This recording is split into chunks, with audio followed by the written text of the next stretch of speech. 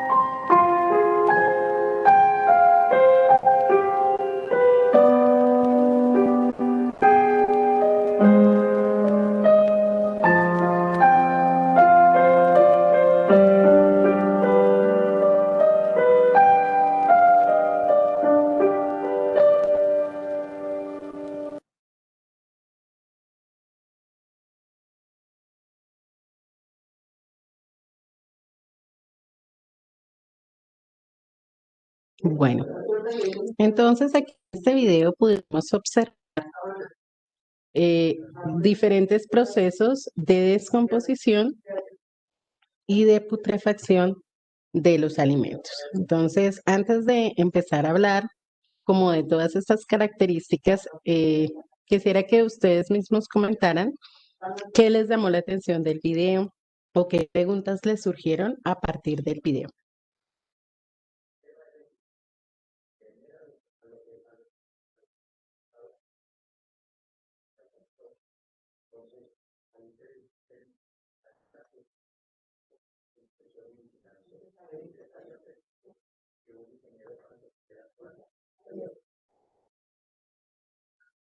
¿No hubo preguntas? ¿Qué pudimos ver en el video? Bueno, vamos a leerla por aquí. Ok, la descomposición de frutas y el renacer, la última parte, ¿cierto? Donde vimos como hacia dónde va como toda la materia orgánica, ¿no? Era la pregunta que se hacía ahí, ¿no? ¿A dónde va para los productos de la descomposición de la materia orgánica? Eh, Cualquier alimento se descompone, sí, por lo general vamos a encontrar que todos los alimentos tienen un nivel de descomposición, todos, absolutamente todos. Algunos tienen conservantes, tienen preservantes, que esos ya son compuestos químicos que se utilizan para evitar, obviamente, que se descompongan, pero tienen un tiempo de caducidad de todas maneras. No hay un alimento que sea eterno, ¿cierto? Que yo lo pueda tener ahí y jamás en la vida se vaya a ver afectado por los procesos de descomposición. Obviamente estamos hablando de alimentos naturales, ¿no? Yo no estoy hablando de, por ejemplo, un dulce que es de fabricación artificial, por decirlo de alguna manera, que aún así, con el paso del tiempo y con ciertas circunstancias ambientales, también va a dejar de tener como esas mismas características iniciales.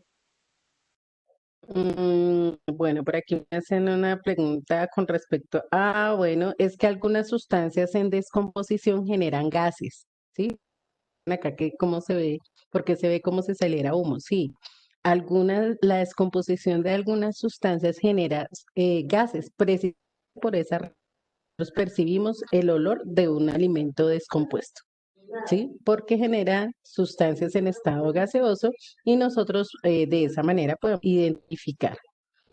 Eh, sí, efectivamente, las cáscaras de las plantas, digamos, toda la materia orgánica que ya, digamos, se va a desechar, sirve para las plantas. Por eso se habla del compostaje, ¿no?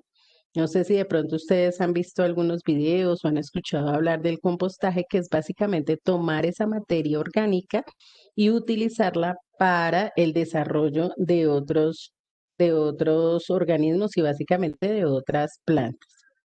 ¿Sí me están escuchando? Dayanara, si de pronto sales y vuelves a ingresar, porque aquí me aparece todo bien. La temperatura de descomposición generalmente es la temperatura ambiente o puede ser una temperatura mayor a la temperatura ambiente. Obviamente la temperatura ambiente varía, ¿no? Aquí en Bogotá tenemos una temperatura ambiente, pero en Cartagena hay otra. Pero por lo general, la temperatura, así como la que nosotros tenemos, contribuye a la descomposición de los alimentos. Obviamente, si aumenta la temperatura, el nivel de descomposición es mayor. Por ejemplo, en ciudades como Cartagena, como Santa Marta, las temperaturas altas hacen que los microorganismos, digámoslo así, involucrados con los procesos de descomposición trabajen mucho mejor y se acelera el proceso de descomposición de los alimentos. Bueno, ¿hay alguna otra pregunta, algún comentario? Bueno, ¿cuánto tarda un alimento en descomponerse? Eso depende. No sé si alguno se dio cuenta cuánto se tardó la descomposición que tenían ahí eh, de varias sustancias ahí. No se dieron cuenta que cuando en la vasija que tenía varios alimentos, ok, muy bien, Dayanara, fueron 74 días. 74 días duró la descomposición de todos esos alimentos, pero nosotros podemos ver que dependiendo en nuestra casa, por ejemplo, hay alimentos que se descomponen muy rápido y hay otros que tienen una descomposición más lenta. También eso de que depende del nivel de descomposición que tengan los alimentos cuando los compramos, porque realmente ellos ya vienen en un proceso de descomposición, ¿sí? El alimento fresco, fresco, es cuando usted lo saca de la mata y lo lleva a su casa, a la mesa, ¿cierto? Eso es alimento fresco. O sea, fresco, alimentos frescos los tienen los campesinos, que son las personas que cultivan y ahí en su huerta, en su granja, o el que tiene de pronto una huerta en casa que tiene algunos alimentos ahí que pudieron haber sembrados, ese alimento cuando usted lo toma de la planta, y lo lleva directamente a la mesa, ese es un alimento fresco, ¿cierto? Pero cuando a usted le llega el tomate, la cebolla, la papa, las verduras, ¿cuánto tiempo han sido, llevan desde que salieron de la planta? Mucho tiempo, ¿cierto? Mucho tiempo, porque en algunos lugares, en algún lugar ya se bueno, mientras se cosechó, mientras lo recogieron, mientras lo trajeron a bastos, mientras la persona que vende en la tienda fue y compró en abastos y lo trajo y el tiempo que lleva exhibido en la tienda, ¿cierto? Entonces fíjense que ha pasado mucho tiempo y ya ese alimento está haciendo un proceso de descomposición. A veces lo compramos y no dura mucho. Entonces, ¿por qué? Porque ya venía en ese proceso. Y sí, por eso las frutas y las verduras no se compran para un mes, ni para 2 meses, ni para 6 meses, ¿cierto? ¿Por qué? Porque pues ellas ya vienen su proceso de descomposición es mucho más rápido. Diferente a las carnes, las proteínas tienen un proceso de descomposición mucho más lento, muchísimo más lento. Siempre y cuando se conserve la cadena de frío, porque algunos me preguntaban por el tema de cuánto duraban los alimentos en descomposición, pues yo puedo tener una carne si está congelada 1 año. Perfectamente puede estar 1 año congelada y la descongelo y me la puedo comer y no pasa nada, siempre y cuando esté en esas condiciones. No es en el refrigerador, es en el congelador, o sea, es congelada, ¿sí?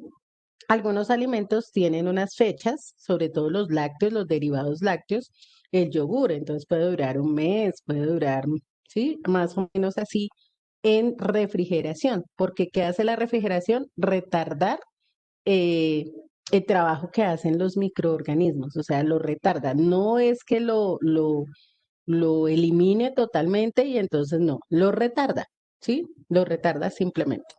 Me preguntaban por aquí que qué le pusieron a la leche. No, no le pusieron nada. La leche estaba ahí, eh, digamos, al ambiente, ¿sí? Básicamente estaba al ambiente y las bacterias del ambiente fueron las que se encargaron de hacer el proceso de descomposición de la leche. Por eso vimos como todos esos cambios y que cambiaba su color y que aparecía como ese suero de la leche. Esos son procesos que hacen las bacterias, específicamente son bacilos, pero en este caso no son los bacilos que nos van a generar el cumis y el yogur, sino otro tipo de bacilos que también afectan a la leche. ¿Ok? Entonces, fíjense que en el video pudimos ver muchas cosas, pero nadie habló de qué microorganismos pudimos observar allí. Estamos hablando de microbiología, ¿cierto? Entonces, ¿qué microorganismos pudieron observar ustedes así como dentro de los procesos que se vieron allí?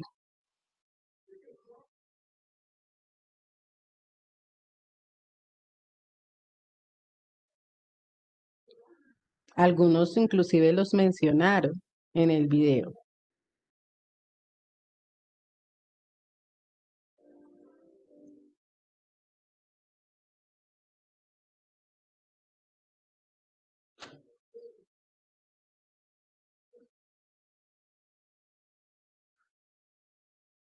Oh, bueno, sí, y esos microorganismos que eran, ¿qué microorganismos eran los que, no, no me den el nombre científico, pero qué tipo de microorganismos eran, por ejemplo, los que afectaban la leche?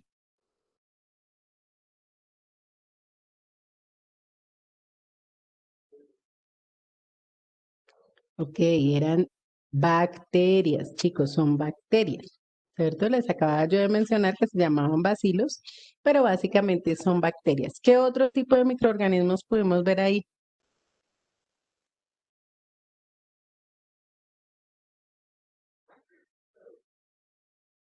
Hongos, muy bien. ¿Qué hongos? Específicamente los mohos. ¿Sí se dieron cuenta cómo era el crecimiento del moho en la cáscara de naranja? Entonces ellos ahí lo que mostraban era una vista de un microscopio electrónico que son los que permiten así como ver tan detalladamente microorganismos y como todo el proceso, entonces ya la conformación del hongo, las hifas, todo lo que tiene un hongo se podía ver ahí en la descomposición o en el caso de las cáscaras. Entonces, fíjense que básicamente son esos dos, pero también están los protozoos. Los protozoos también generan descomposición y también estaban ahí. A ver si alguien se dio cuenta dónde estaba un protozoo, dónde mostraron un protozoo.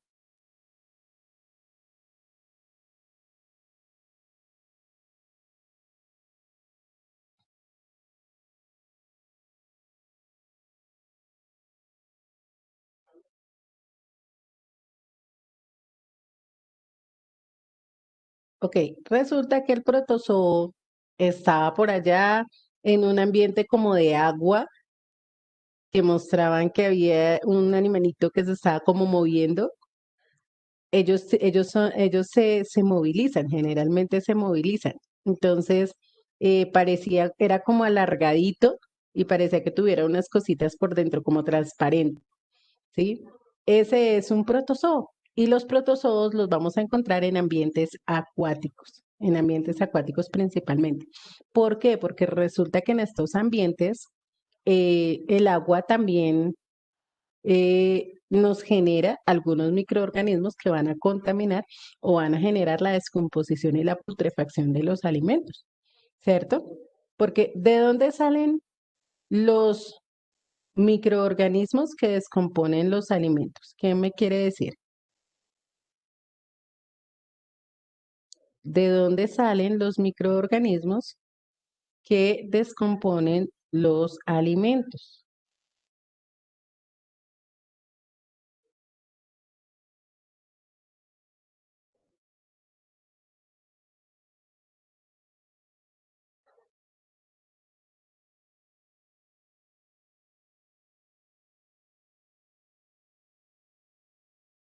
Bueno,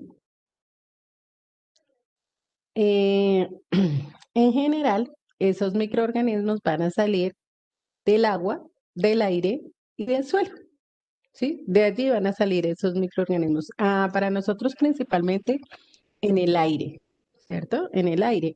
Cuando usted pone una naranja que está en perfectas condiciones y la deja ahí y al cabo del tiempo empieza a salir ese moho, es en el aire están esos microorganismos.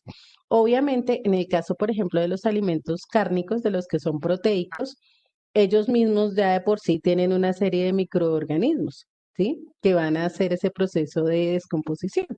Entonces, junto con el aire, en el caso, por ejemplo, de las carnes, ¿cierto? Junto con el aire se va a generar ese proceso de descomposición, pero ya de por sí hay unos microorganismos que se encargan que vienen allí y que ya se encargan de ese proceso.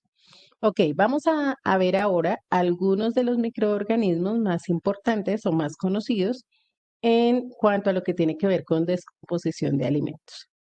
En primer lugar, la salmonela. ¿Quién ha escuchado hablar de la salmonela? ¿Y quién han escuchado hablar de la salmonela?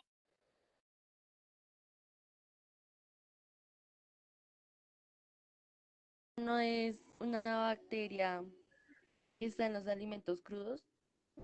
¿En cuáles alimentos, Valentina? En los crudos. En los crudos. Ok, sí, efectivamente. Pero no es que sea propia de los alimentos crudos. Generalmente llega a ellos cuando han sido manipulados de manera incorrecta, cuando se ha perdido la cadena de frío, ¿cierto? Y también cuando estos alimentos no se cocinan adecuadamente. Claro, quedan algo crudos y esa bacteria que puede estar ahí causa problemas de gastroenteritis.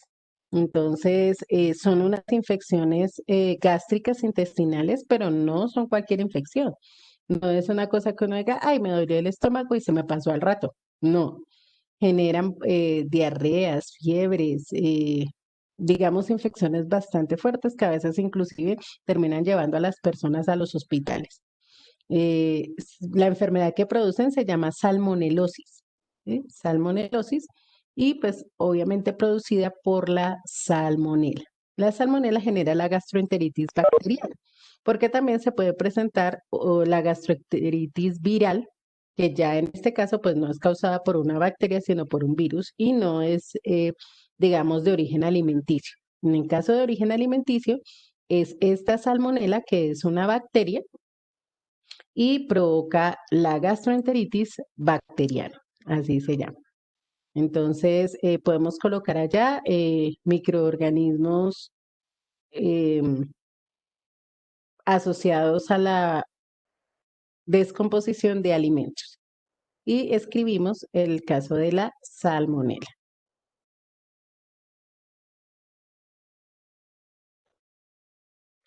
¿Listo?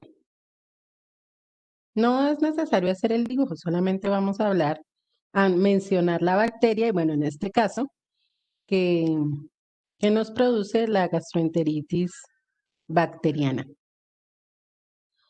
La segunda bacteria que podemos encontrar que hace parte de estos microorganismos son las Clostridium perfringens. Estas bacterias generalmente nos van a generar descomposición en alimentos lácteos, ¿no? Así como existen diferentes tipos de Clostridium, como la Butyricum, que es la que nos genera, nos ayuda en el proceso de elaboración de la mantequilla. También hay otras Clostridium que lo que hacen es procesos de descomposición y putrefacción. En el caso de la perfringens, lo que genera es descomposición en los productos lácteos.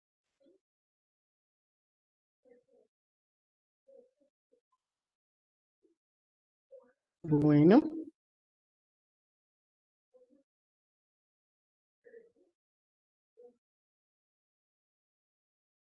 por otro lado, encontramos también los bacillus cereus.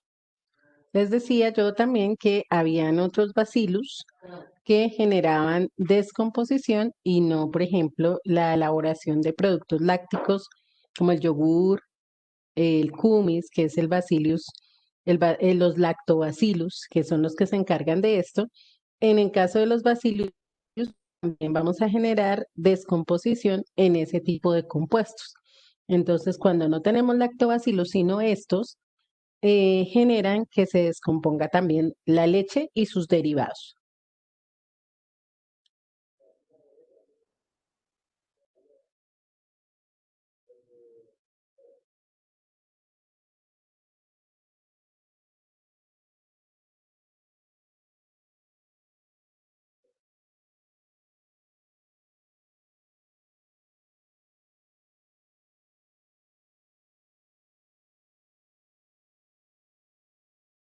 Bueno, aquí tenemos una de las bacterias más importantes en cuanto a los procesos de descomposición y son los estafilococos. Los estafilococos aereus o aureus son bacterias que generalmente presentan mucha resistencia a los antibióticos y cuando se elaboran, digámoslo así, nuevos antibióticos o cuando se prueba una sustancia para ver si tiene capacidad antibacterial, esta es una de las bacterias que se utiliza como prueba, de las cepas de las bacterias o tipos de bacterias que se utilizan como prueba. ¿Por qué? Porque vuelvo y repito, ellas generan mucha resistencia y son muy comunes. Entonces, encontrar un antibiótico que sea útil para este tipo de bacterias, pues es muy bueno. ¿En qué alimentos los podemos encontrar? En lácteos, cremas pasteleras y alimentos ricos en proteínas, es decir, los alimentos cárnicos también pueden tener este estafilococo. El estafilococo es una bacteria delicada, genera fiebres muy altas, puede llegar a derivar en una meningitis y llevar a una persona a la muerte si no se trata adecuadamente. Entonces, es una bacteria del aire, ¿sí? Del aire. Y cuando ingresa a los alimentos, pues es la forma como puede llegar a los organismos por vía oral. Entonces, es una bacteria muy importante que hace parte de los procesos de descomposición y contaminación en un alimento. ¿Ya tomamos el apunte? Ok, entonces, dar un segundito, un tiempito mientras toman este apunte. Otra, otro microorganismo que hace parte de los que afectan es la Listeria monocitogenes. Listeria monocitogenes. Esta listeria genera una enfermedad que se llama listeriosis. O sea, está asociada a ella la enfermedad listeritis. También es una enfermedad de tipo gastrointestinal.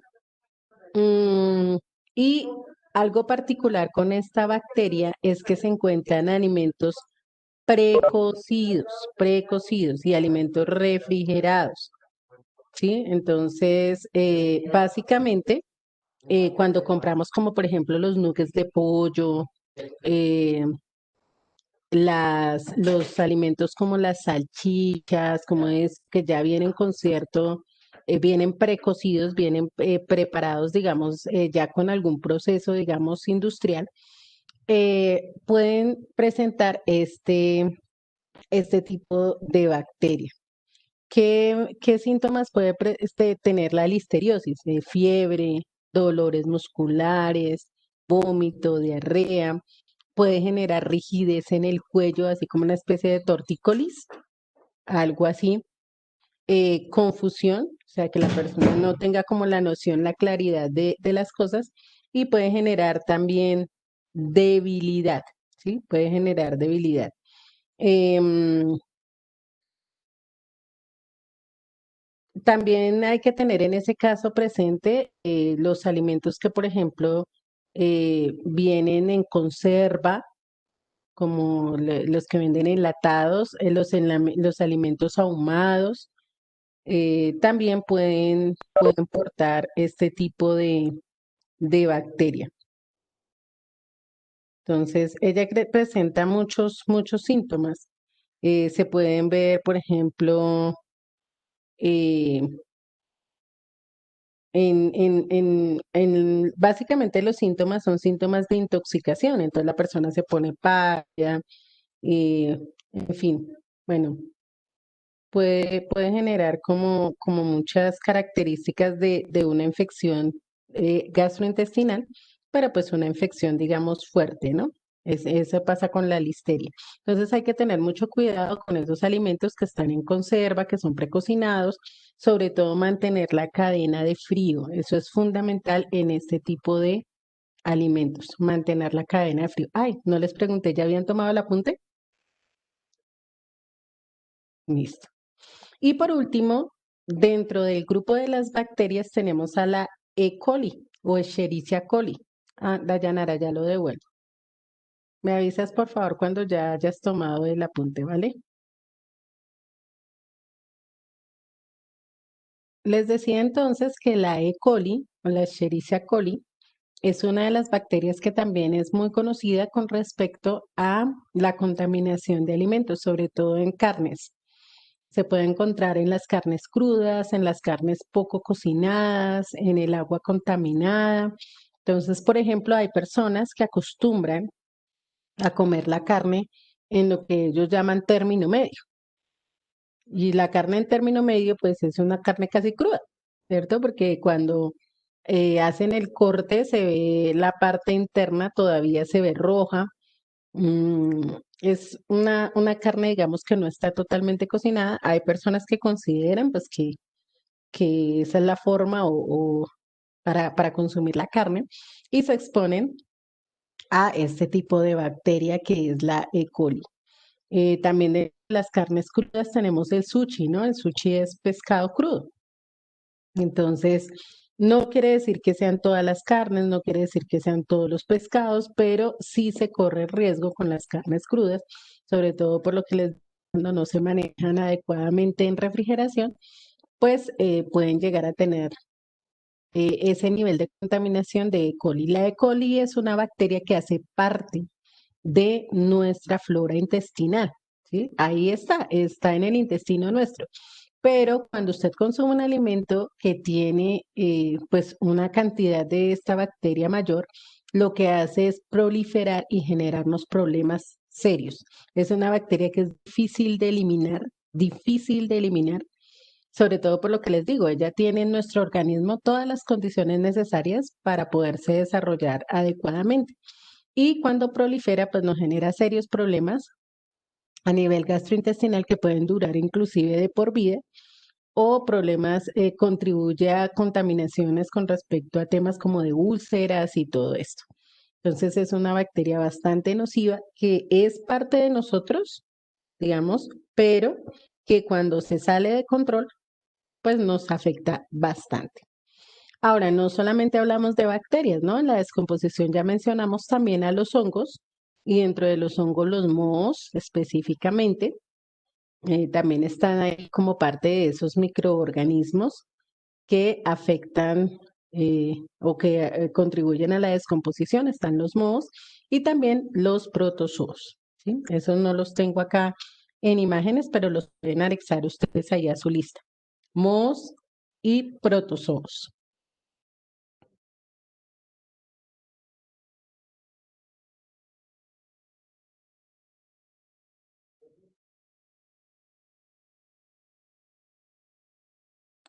Ok. Con esta parte, chicos, terminamos lo concerniente a lo que tiene que ver con la biotecnología blanca, pues lo que vamos a abordar nosotros, porque realmente toda la biotecnología blanca, o por lo menos la parte de microbiología industrial, hace parte de una carrera como tal, y son 5 años estudiando todo lo que tiene que ver, y bueno, no todo, ¿no?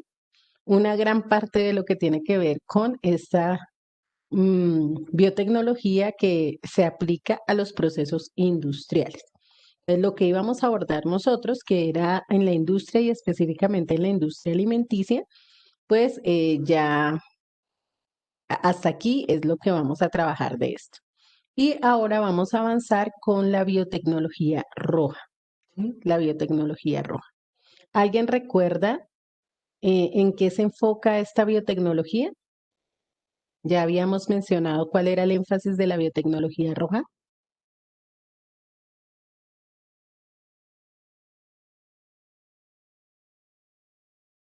La que emplea las células vivas y los elementos celulares para la salud personal. Ok, es la biotecnología médica. Muy bien, muchos, lo que decía Valentina con respecto a la salud, busca la cura de enfermedades, muy bien. La biotecnología roja entonces se va a enfocar en el aspecto médico y es una de las biotecnologías más importantes porque está asociada a la supervivencia del ser humano, ¿no? O sea, aparte de la blanca que tiene que ver con los alimentos, está la biotecnología roja que está asociada a nuestra supervivencia a partir de todas las enfermedades y bueno, todos los procesos de diagnóstico que necesitamos como seres humanos. Entonces, ¿en qué se aplica? En procesos médicos, lo acabamos de mencionar. Algunos de esos procesos, ¿cuáles son? Por un lado, producir antibióticos, ¿sí? Entonces, los antibióticos se producen a partir de los hongos. Es el primer antibiótico que se produjo fue la penicilina. Y la penicilina la desarrolló un científico de nombre Alexander Fleming a partir de un hongo que se llama Penicillium notatum. Entonces, A partir de ese hongo, él descubrió los antibióticos. También está asociada a qué, y es en lo que nos vamos a enfocar nosotros, el desarrollo de vacunas más seguras, de nuevos medicamentos y también de los diagnósticos, porque es que para hacer diagnóstico médico se necesita de la microbiología. Por ejemplo, mm, si usted le mandan a hacer un examen de sangre o un examen de orina, lo que van a buscar ahí son bacterias, microorganismos que estén en su organismo y que les pueden estar generando una enfermedad. Entonces, los diagnósticos también están asociados a la biotecnología roja. Nos vamos a enfocar en este tiempo en las vacunas, o de lo que más vamos a hablar es de las vacunas. ¿Por qué creen ustedes que vamos a hablar de vacunas?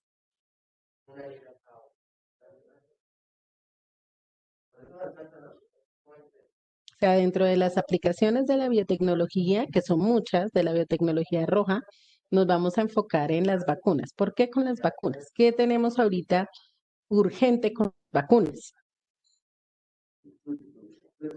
Porque para combatir enfermedades, Exactamente, por el virus. En este caso, por el SARS-CoV-2 o el coronavirus, que es el que ahorita está ocupando a mucha gente para poder conseguir elaborar, crear mm, la vacuna que pueda sacarlos a todos de esta pandemia, ¿cierto? Em, el proceso del desarrollo de vacunas es bien importante. Hay personas en el mundo que son detractoras de las vacunas y dicen que la gente no se debe vacunar. Eh, de hecho, hace unos años atrás recordarán ustedes toda la polémica que hubo alrededor de la vacuna del papiloma humano, porque decían que producía efectos secundarios y bueno, en fin, hay muchos riesgos, claro, en todo sentido hay riesgos, pero hasta el día de hoy es más lo bueno que lo malo que se puede decir con respecto a las vacunas. Si no, fíjense en cada uno de nosotros que desde que somos bebés nos están vacunando, ¿cierto? Desde el día que nacemos nos vacunan, porque hay una cantidad de microorganismos que están en el aire, que están en el ambiente y que si llegan a nuestros cuerpos, pues nos van a generar serios problemas. Una de las vacunas que, por ejemplo, más refuerzos tiene es la vacuna de la polio, ¿no? En todas las vacunaciones, cada vez que los llevan a vacunar, la de la polio, la de la polio, la de la polio. Y esa no es inyectada, esa es oral. Pero de igual manera son sustancias que lo que buscan es generar en nosotros, eh, ¿qué? Buscan generar anticuerpos que puedan contrarrestar los efectos de las bacterias o los virus en nuestro organismo. Como todas las biotecnologías, tiene sus pros y sus contras, ¿cierto? Tiene sus ventajas y tiene sus desventajas. ¿Cuáles son las ventajas y las desventajas de la biotecnología roja? Dentro de las ventajas, encontramos que mejora la calidad de vida. Claro, si yo eh, tengo una enfermedad y logro tener el medicamento adecuado para solucionarlo, pues me va a mejorar la calidad de vida. Si a través de la biotecnología roja hay un diagnóstico que me previene de una enfermedad futura, también voy a mejorar mi calidad de vida. Puede mejorar la nutrición, en el sentido en que también está asociada a el desarrollo de algunas hormonas como la insulina, ¿cierto? Y pues de alguna u otra manera contribuye a que no se acumule el azúcar en la sangre, que son procesos también de nutrición. Puedo prevenir de mejor forma las enfermedades con un diagnóstico adecuado, ¿cierto? Para eso es la biotecnología roja. ¿Cuáles son las desventajas de esta biotecnología? Que los organismos son diferentes y no se sabe cómo va a reaccionar un organismo y que lo que le funciona a uno no le funciona exactamente a otro. Entonces, por esa razón se habla de no automedicarse. Hay personas que le dicen a otras, no, mire, es que tal cosa y a mí me salió súper bien esto y a mí me sirvió muchísimo, eso sí le da, tómese tal cosa. Y hay personas que van y lo hacen y empeoran su problema o se ganan otro problema mayor. ¿Por qué? Porque todos los organismos no son iguales y aunque se generen medicamentos y cosas, no para todas las personas hay el mismo, digamos, la reacción es igual. ¿M? Ahorita con el tema del COVID, ustedes lo han escuchado, se habla de que no, que a tal persona que la cloroquina, entonces ahora, ay, todo el mundo a comprar cloroquina. ¿Quién dijo? Si no a todo el mundo le va a servir eso. Que la ivermectina, por allá había otro medicamento que la ivermectina, entonces eso también le va a servir. No, no a todo el mundo le sirve lo mismo. Entonces tienen que llevar unos tratamientos diferentes, unos procesos diferentes. Hay plantas que, por ejemplo, para algunas personas pueden ser tóxicas. Entonces, no, que hagas una agüita de tal cosa y resulta que por allá le salió un brote porque se intoxicó. Entonces, son cosas que hay que tener mucho cuidado. Y no siempre son efectivos. Hay medicamentos que no son efectivos. A veces le dicen, mire, tómese esto, aplíquese esto, inyéctese esto, y no pasa nada. Se sigue igual. Entonces, a veces se requieren otros procesos más elaborados para poder llegar al diagnóstico de una enfermedad. Entonces, esa es como parte de la introducción de lo que vamos a trabajar en biotecnología roja. Y ya la próxima semana, entonces sí hablamos de todo lo que tiene que ver con el proceso de las vacunas y otra aplicación adicional sobre este tipo de biotecnología. ¿Alguna pregunta?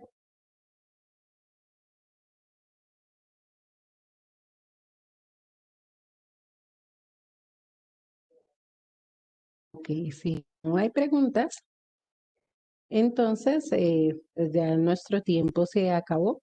Quedaríamos por hoy hasta aquí y en la próxima semana seguimos tratando cosas relacionadas con la biotecnología roja. Bueno, entonces que tengan un excelente resto de día y que Dios los bendiga. Chao, chicos.